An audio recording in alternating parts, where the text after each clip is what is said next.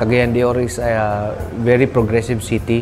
Unya ga-serve ta sa mga taga-province nga namuyo o nanabaho dire. So, uban sa ila, they end up in kaning mga areas na poverty-stricken, no?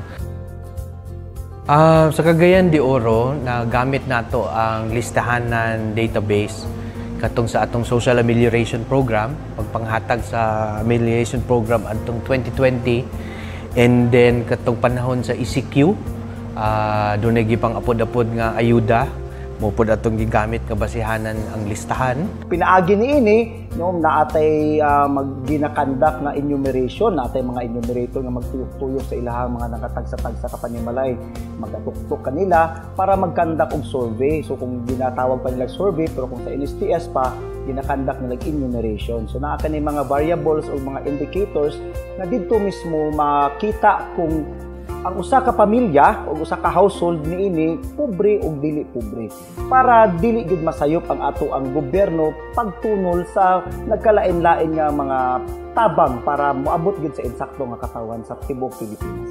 Gusto nato maapod-apod og insakto. Inya matarget gyud ang katong kinanginahanglan gayod, no?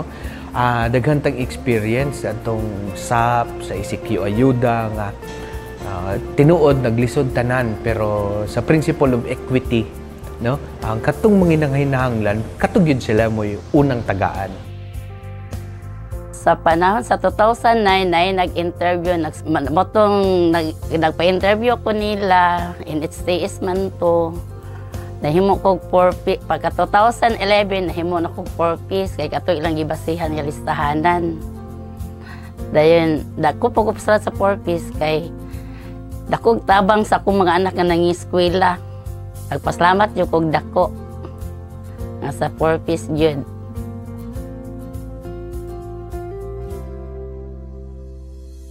Congratulations sa DSWD Field Office 10 para sa inyong launching ng Listahanan 3. Alam niyo po, napakalaking tulong ng listahanan para sa pag-implementa ng programa ng PhilHealth. Talagang kaakibat po namin ang DSWD sa pagbibigay serbisyo sa ating mga minamahal na kababayan, lalong-lalo na dito sa Northern Mindanao. Nagagamit po namin ito para ma-verify ang mga beneficiaries, kung sino ang papasok sa indirect contributors, yung mga 4-piece beneficiaries, at kasama rin na bibihiyaan yung mga senior citizens. Magagamit din po natin itong listahan na ito sa pag-implement ng konsultasyong sulit o tama konsulta, kung saan bibigyan natin ng primary care benefits ang mga kababayan natin. At prioridad po dyan, yung nasa listahanan 3. Ako, si Luzminda Bularon Dibar, nasulod ko kay na ako sa listahanan. Nagpasalamat po ko nga na-appeal ko gumikan sa ako ang sitwasyon nga daghan ko gibating sakit. Katabang og dako na ako. Paggamit ato nga nakuha na mo ato nga mga data na karon mo na ang mga pantawid mo na ang mga GCT beneficiary, mga social pension beneficiary, and other beneficiaries na atong natabangan sa DSWD. Yung happy kayo ko nga tungod ay ato nga time nga household assessment nga matagan day nga maka-extend data og tabang para sa nila og mga programa nga para sa ila nga para ma-feel nila nga wala sila pasagdi sa gobyerno. Malaking tulong ang listahanan para malaman namin kung sino ang karapat-dapat at dapat mabigyang pamilya.